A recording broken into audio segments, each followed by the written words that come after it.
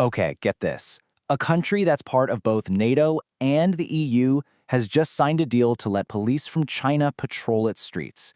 And look, this isn't some plot from a spy movie. This is real life. It's happening right now in Hungary. And you better believe it's sending massive shockwaves from Brussels all the way to Washington. So the big question is, what is really going on here? Just try to picture this for a second. You're strolling through the beautiful, historic streets of Budapest. And right there, walking alongside Hungarian police, are officers from China's Ministry of Public Security. It is an absolutely surreal sight, and it immediately begs one enormous question. I mean, seriously, why? Why would a country that's right in the heart of Europe, a member of the West's most important alliances, make a deal like this? Well, to get the answer, we've got to peel back the layers of a story that is about way more than just policing. So earlier this year, Hungary and China went ahead and signed this new security agreement. And almost instantly, alarm bells just started going off in capitals all across the West. People realized this wasn't just some standard diplomatic handshake. This felt different, something that really challenges the entire idea of European security. So what's the official line? Well, the Hungarian government has a pretty simple explanation. They say it's all about handling the boom in Chinese tourists and investments. But, as we're about to see, that explanation is really just the tip of the iceberg. So yeah, the official justification sounds simple enough, right? The government says, hey, with more Chinese nationals in Hungary, having officers who speak the language is just going to improve communication and security. And okay, it's a logical point, maybe, but it doesn't even come close to explaining the geopolitical storm it's created. To get the real story, we have to do what you always do: follow the money. And this is where things get really interesting. Because this police deal, it didn't just pop up out of nowhere. No, it's the result of a very deliberate, decade-long strategy that has turned Hungary into one of China's most critical partners in all of Europe. For more than a decade now, Prime Minister Viktor Orbán has been pushing this thing called his Eastern Opening Policy. The whole idea behind it is that the world's economic center is shifting away from the West and toward the East, especially China. And Hungary wants a piece of that action. And they have absolutely put their money where their mouth is. Hungary was the very first EU country to sign on to China's gigantic Belt and Road Initiative. It's also where Huawei has its biggest logistics center outside of China itself. The country has basically been rolling out the red carpet to become Beijing's gateway to Europe. But you know, of all the different investments, all the deals, all the handshakes, the real engine driving this whole relationship can pretty much be boiled down to a single, absolutely staggering number. 7.3 billion euros.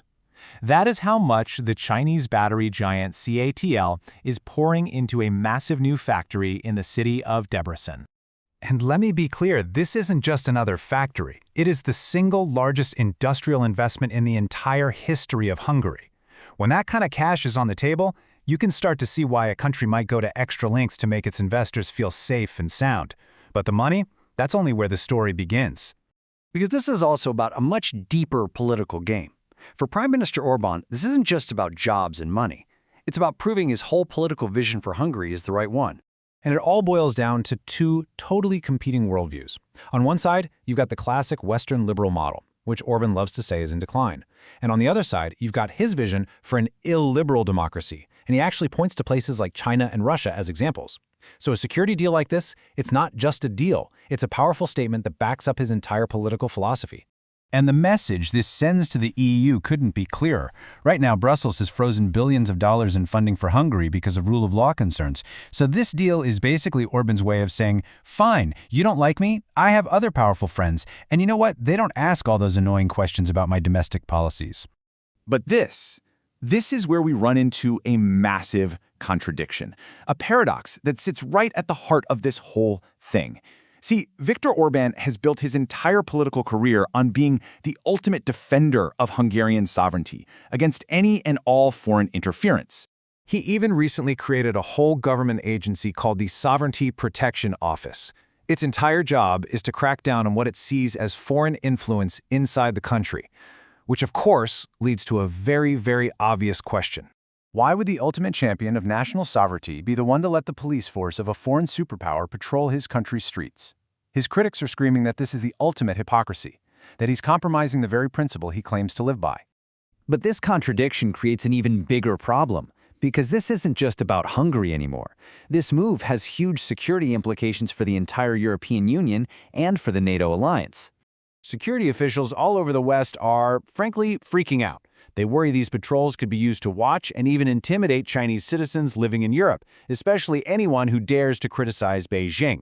But the number one fear, that this whole thing is a Trojan horse, a clever way for Chinese intelligence to set up shop right inside the walls of the EU and NATO. And when you step back, you see the incredibly dangerous game Hungary is playing here.